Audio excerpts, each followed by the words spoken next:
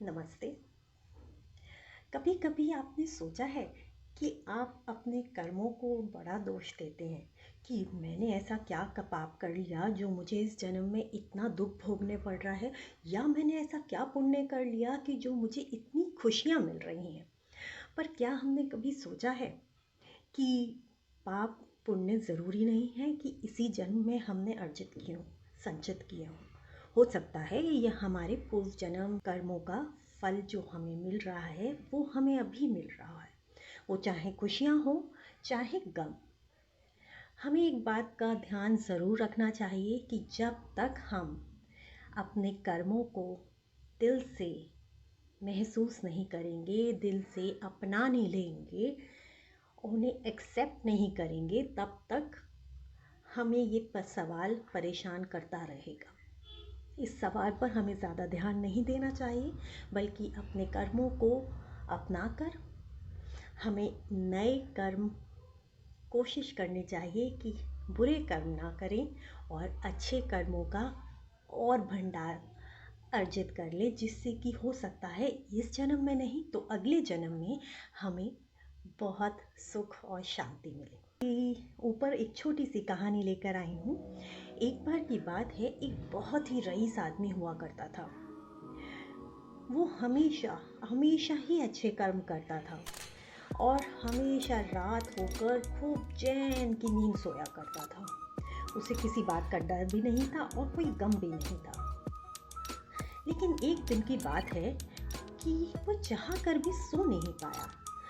उठा, चहलकदमी करी, इस कोने से उस कोने गया, घर में परेशान, कभी पानी पिए कभी चाय पिए, लेकिन उसे नींद नहीं आ पा रही। नींद जैसे उसकी आंखों से कोसों दूर थी और साथ में मन में एक बेचैनी थी। बस उसका मन नहीं माना, बाहर निकला, अपनी गाड़ी उठाई और चल दिया सड़कों पर। ये सड़क वो सड़क, सारी सड़कें पार करता हुआ दूर दूर कहीं निकल गया।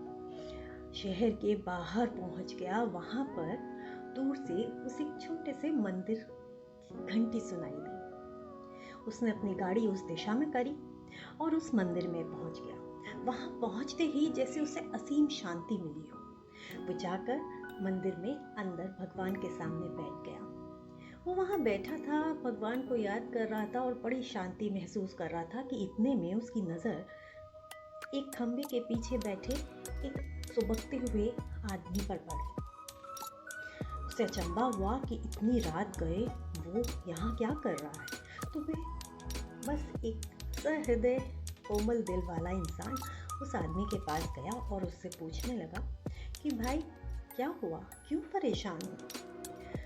तो उसने बताया, अरे भाई क्या बताऊँ, मेरी बीवी को फलाना फलाना बीमारी है और उसका ऑपरेशन होना है, लेकिन मेरे पास पैसे नहीं हैं और ऑपरेशन कल सुबह ही होना है, और डॉक्टर ने कहा है कि यदि आज पैसे नहीं दिए गए तो मेरी बीवी को बचाना बहुत मुश्किल होगा। बस यही सवाल मुझे परेशान कर रहा है।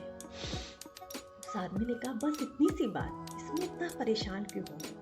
ये लो, मेरे पास तो इतना पैसा है कि मुझे समझ में नहीं आता कि मैं उसका खर्च कहाँ करूँ। आज मैं किसी अच्छे काम में करूँगा तो मेरे मन को बड़ी तसल्ली होगी। वो आदमी ने ये बात सुनते ही वह भागता हुआ गया, भगवान की मूर्ति के सामने साष्टांग प्रणाम किया और लगा झर झर झर रोने। जानते हैं क्यों? उसने रोते रोते उस आदमी को बताया, उस सेठ को बताया कि सेठ जी देखो, मैं तो यूं ही परेशान हो रहा था और भगवान ने तो मेरी गुहार करने से पहले, मेरी अर्जी देने से पहले ही मेरी परेशानी का हल उन्होंने ढूंढ लिया था और मेरी परेशानी को कैसे सुलझाएंगे इस बात पर काम करना भी शुरू कर दिया और मैं व्यर्थ ही परेशान हो रहा था। सेठ जी ने पूछा, वो कैसे? बोलते, अरे आपको समझ में नहीं आया, आप कितनी देर से परेशान हो रहे थे और कितनी देर से सड़कों पर घूम रहे थे और आप अब जाकर इस मंदिर में आए, और मैं तो सिर्फ 5 मिनट पहले यहाँ आया था और भगवान को सिर्फ अभी अभी अर्जी दी थी कि प्रभु मेरी बीवी को बचाने के लिए कोई तो रास्ता दिखा दो, और बस उन्होंने आपको भेज दिया। और मेरी समस्या सुलझा दी। मैं भगवान का बहुत ही ऋणी हूँ। मैं सोचता था कि वो मेरी बात नहीं मानते या किसी की बात नहीं सुनते, लेकिन मैं गलत हूँ। वो तो हमारे कहने से पहले ही हमारी परेशानियों का हल ढूंढ लेते हैं। तो दोस्तों, इसी तरह से परेशानी होने से कुछ नहीं होता। हमारी परेशानियों का हल वो हमसे पहले ढूंढ लेता है, और यदि अगर वो हल नहीं मिल रहा है तो आप ये जान जाइए कि वह आप संचित कर्म जो थे, जो आपने संचय करे थे कभी, उन्हीं कर्मों का फल है, जो इस जन्म में आपको मौका दिया जा रहा है कि इस जन्म में आप उन्हें खत्म करिए और आगे बढ़िए। नमस्ते।